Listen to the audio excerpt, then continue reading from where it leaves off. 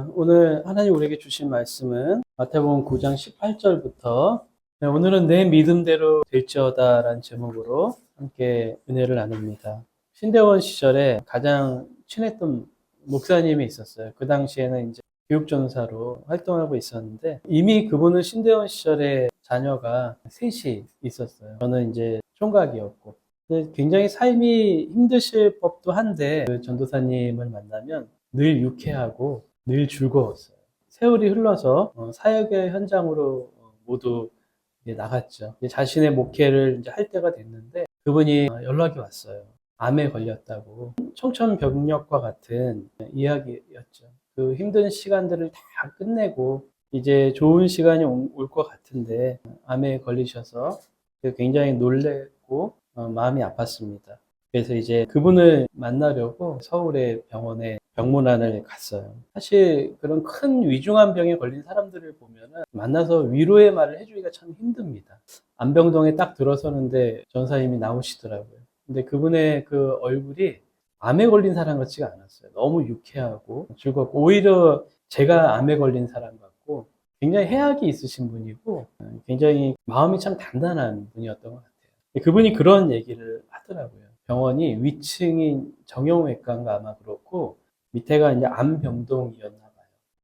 위에 올라가면 위에 있는 사람들은 교만하다고 그렇게 얘기를 합니다. 근데 암병동에 있는 사람들은 다 겸손하다고 그렇게 얘기를 해요. 자신이 언제 죽을지 모르는 위중한 병 가운데 있기 때문에 겸손한 것 같고 정형외과에 있는 분들은 뭐 뼈만 붙으면 되니까 그렇게 갈급하거나 마음이 힘들지 않았던 것 같아요. 그거를 이제 농담 삼아서 저한테 우리 안병동에 있는 사람들은 참 다 겸손하다고 그런 얘기를 했던 적이 있었어요. 그분이 암에서는 치유가 됐는데 그 이후로 악성 부정맥으로 1년에 꼭 한두 번씩 응급실에 실려간다고 그러시더라고요. 언제 죽을지 모르는 지금 50대 후반인데 지팡이를 짚고 다니세요. 그런데도 연말에 전화를 가끔 하면 유쾌하세요. 항상 웃으시고 저는 오늘 본문을 보면서 그때 그 병동에서 말씀하셨던 그 기억이 나더라고요. 겸손한 사람들 그리고 정형외과 사람들은 좀 교만한 사람들. 오늘 본문에 보면 첫 번째 죽은 사람이 나오죠. 누가복음에 보면 야이로의 딸, 굉장히 고위층의 관료의 딸입니다. 두 번째로 만난 사람이 혈루증 걸린 여인. 그리고 세 번째는 맹인. 그리고 네 번째는 귀신 들려서 말을 못하는 사람. 이 공통점이 있죠. 대부분 현대의 의학으로도 고칠 수 없는 문제를 안고 있는 사람들이에요. 자신이 고통스럽거나 아니면은 남은 가족이 너무나 고통이 큰 사람들이라는 어떤 공통적인 특징이 있죠. 해결할 수 없는 문제 가운데 아마 기적을 바라고 있었을 거예요. 복음서에 보면은 예수님이 가는 곳마다 기적이 일어나요. 오늘은 심지어는 옷깃만 스쳤는데도 그 불치병이 나왔어요. 혈루증이라는. 이렇게 부정한 사람을 만져서는 안 되는데 예수님은 그 율법을 어떻게 보면 다 깬 것 같아요. 시신을 만지시잖아요. 오늘 이 죽은 소녀를 자꾸 일으키세요. 시신을 만진 거잖아요. 그리고 과부의 아들을 시신을 만지세요. 그러니까 예수님께서 꼭 율법을 깨신 것 같은데 예수님 뭐라 그러십니까? 나는 율법을 온전케 하기 위해서 왔다. 그러니까 이 시대의 종교 지도자들, 관습, 사회적 관습과 규범으로는 굉장히 불편한 분이죠, 예수님. 그러나 절박한 사람들에게 예수님은 하나님이신 거예요. 우리는 해결할 수 없는 고통 가운데 가끔은 기적을 바라기도 하죠. 우리는 많은 사람들이 사실은 살면서 그 정도의 고통을 겪지는 않아요. 그리고 그 정도의 기적을 바라지도 않습니다. 근데 인간 스스로 해결할 수 없는 문제 앞에 직면했을 때 사람은 달라지죠. 과연 그 마음이 어떨까? 우리는 우리 스스로 해결할 수 없는 삶의 문제 가운데 직면한 적이 우리는 별로 없어요. 오늘 예수님은 공통적으로 하신 말씀이 있어요. 오늘 예수님이 반복해서 하신 말씀이 있는데 그게 뭐냐면 내 믿음대로 될지어다. 그렇게 그것이 내가 원하는 대로 내가 생각하는 대로 된다는 것인가? 그럼 그것은 믿음대로가 아니라 내 마음대로 될지어다. 이렇게 해야 되잖아요. 우리가 그렇게 해석한다면 알라딘의 그 요술램프의 지니와 예수님이 무슨 차이가 있는가? 그래서 기독교를 기복신앙으로 만든 게 아닌가? 현세에 더 마음을 두게 하는 거잖아요. 오히려 내가 생각하는 대로, 내가 원하는 대로 된다면 우린 그걸 바라잖아요. 내가 원하고 생각하는 대로 우리 인생이 되길 바라잖아요.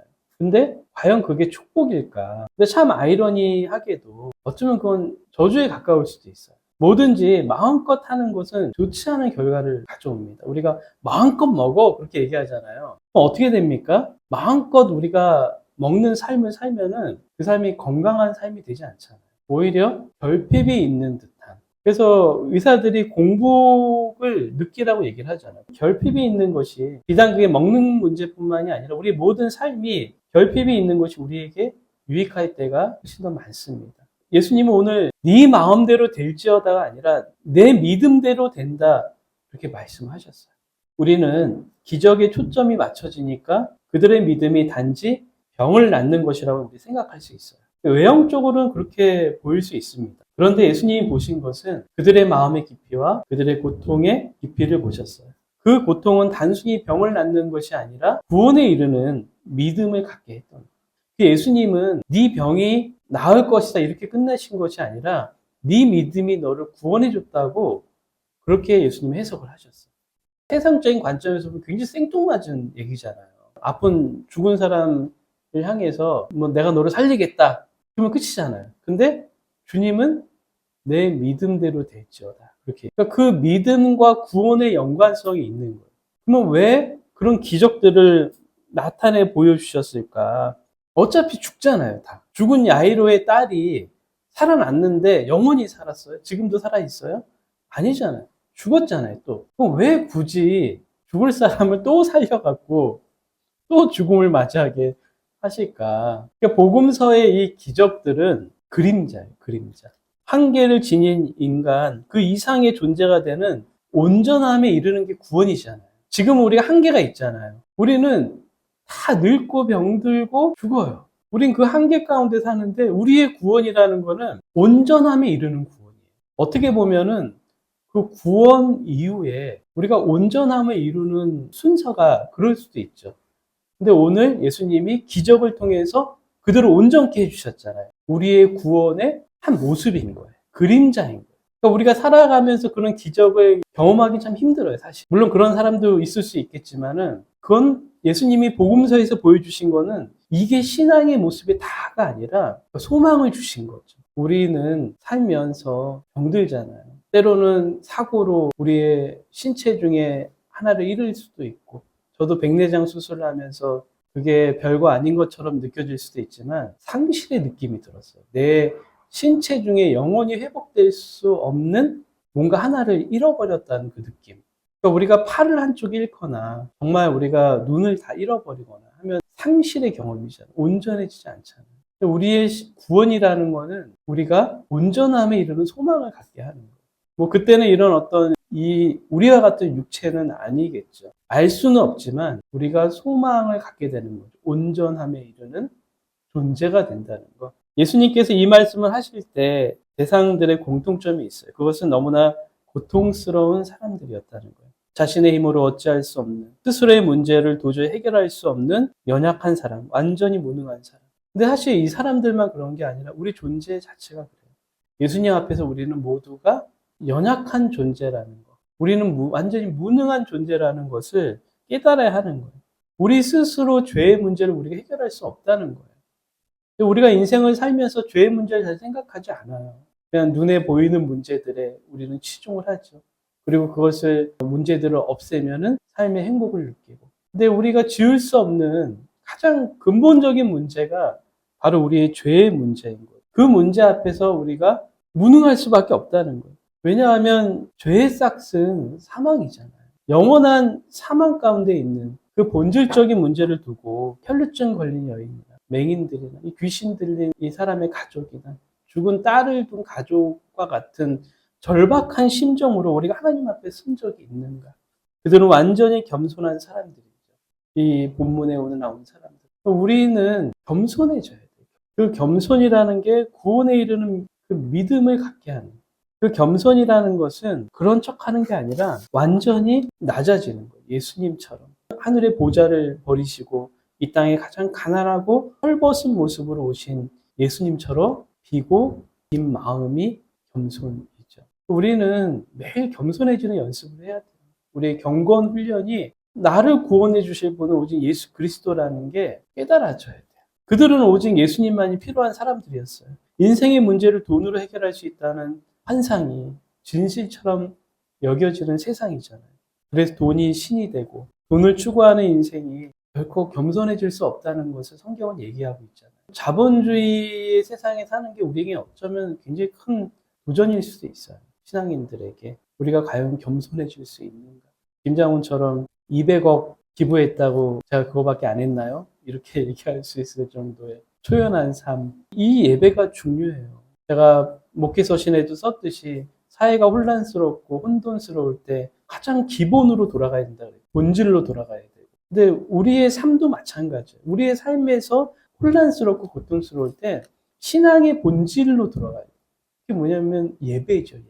하나님 앞에 완전히 엎드리는 그게 예배잖아요. 내가 하나님 앞에 죽는 거. 오늘 본문의 대상들은 다 절박하고 간절한 사람들이었어요. 우리가 신앙생활을 하면서 비극이 있다면 간절함이 사라지는 거예요. 우리 신앙이 그럴싸한 교회에서 그럴싸한 모습을 갖췄다고 해서 그게 신앙이 될 수는 없는 거잖아요. 과연 우리가 그런 예배를 드리면서 내 마음에 하나님 앞에 절박함이 있는가? 구원에 대한 절박함이 있는가? 구원에 대한 기쁨이 있는가? 내 마음에 어떤 마음으로 예배 현장에 나오는가? 어쩌면 우리는 안병동에 있는 것보다 정형외과에 입원한 사람과 같은 그런 마음이 아닐까? 굳이 예수님 안 믿어도 뼈만 붙으면 태어나니까.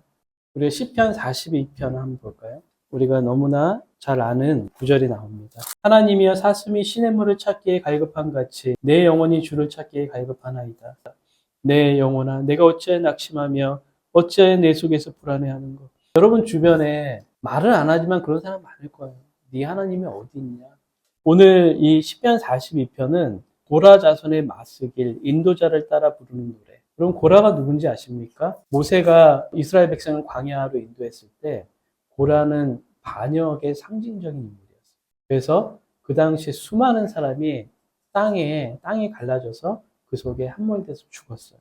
근데 고라는 레위 족속의 자손이에요. 레위 족속이 어떤 족속입니까? 하나님 앞에 예배를 집례하는 자의 후손이 됐어요. 역설적인 거죠. 죄가 더한 곳에 은혜가 더하다고 고라 자손의 후손이 그런 역할을 감당하게 됐습니다. 근데 지금 이 상황이 어떤 상황이냐면 아무래도 그 바벨론 포로로 끌려간 상황이 아니었을까. 그래서 더 이상 예배할 수 없는 그 고통이 너무나 큰 거예요. 그래서 그것을 물을 찾아 헤매는 사수비의 비유를 한 거죠. 그 고통. 하나님을 예배하고 싶은데 예배할 수 없는. 근데 많은 사람들이 뭐라 그래요? 원수가 그렇게 얘기했다 그랬죠. 내 하나님이 어디 있느냐. 조롱하는 거죠. 야, 네 하나님이 있다면 네가 이렇게 포로로 끌려왔겠니? 네가 이렇게 노예가 됐겠니? 야, 네 하나님 한번 불러봐라. 이런 얘기잖아요. 그러니까 이 시편 기자가 마음의 고통이 너무나 큰 거예요. 그래서 눈물이 그의 음식이 됐다. 주야로 눈물을 흘리면서. 그러니까 그 고통이 얼마나 큰지 우리는 상상할 수 없는 거죠. 그럼에도 불구하고 그가 소망을 갖는 거죠. 하나님 앞에 인도했던 그 추억, 그걸 되새기면서 큰 기쁨을 누렸던 그날을 기억하면서 다시 한번 그 마음을 추스리는 거죠. 그리고 그래서 11절에 내 영혼아 내가 어찌하여 낙심하며 어찌하여 내 속에 불안해하는가. 자기 스스로에게 자기가 얘기를 하는 거죠. 뭐라고 그럽니까? 너는 하나님께 소망을 두라. 나는 그가 나타나 도우심으로 말미암아 내 하나님을 여전히 찬송하리로다. 오늘 목회 서신에도 제가 썼는데 저의 인생을 살면서 힘이 있다면 하나님께 소망을 두는, 하나님 앞에 기도하고 마음이 흔들릴 때 하나님을 찾고 이런 것들이 저에게 굉장히 큰 자원으로, 내면의 힘으로 자리 잡아 왔구나. 이번 주에 더 그걸 많이 느꼈던 것 같아요. 그래서 여러분 어릴 때부터 하나님을 찾았던 그 마음들은 사라지지 않습니다. 제가 중학교 시절에도 방황할 때도 그 찬양을 되게 좋아했어요. 전능하신 하나님 찬양. 언제나 동일하신 주님. 하나님은 내가 힘들 때, 내가 고통스러울 때 언제나 하나님은 나와 함께 하신다는 것을 늘 마음으로 고백했었어요. 말씀을 마칩니다. 우리가 온전함의 그 기쁨. 우리가 그것을 지금은 완전히 누리지 못하겠죠. 그것이 믿음대로 되는 기적입니다. 온전함에 이르는 기쁨. 믿음대로 되는 그 기적이죠. 우리가 온전함에 이르는 기적은 어쩌면 그날이 올 때 우리가 경험될 수 있겠죠. 우리는 삶의 생로병사를 피할 수 없습니다. 그리고 그런 기적이 일어나기는 어쩌면 불가능에 가까울 수 있어요. 죽은 자들이 살아날 수 없죠. 그러나 성경이 약속한 구원의 날에 주님은 우리를 온전한 존재로 우리를 부를 것입니다. 세상에선 우리 유골조차도 사라지는 그날이 오겠지만 주님이 언젠가 우리를 다시 부르실 거예요. 시신이 썩은 나사로를 부르셨던 그 주님의 음성. 우리가 그 주님의 음성을 들을 날이 올 거예요. 세상은 유한하고 한계가 있습니다. 그러나 그날 주님이 나를 부르실 때 우리가 온전함의 존재로 주님 앞에 나아갈 때 그날은 형용할 수 없는 기쁨으로 우리가 주님 앞에 나갈 것입니다. 다시 산 야이로의 가족처럼. 그 소망이 우리에게 현실적이고 실체적으로 되기를 주의 이름으로 축원합니다. 이 시간 함께 기도합니다.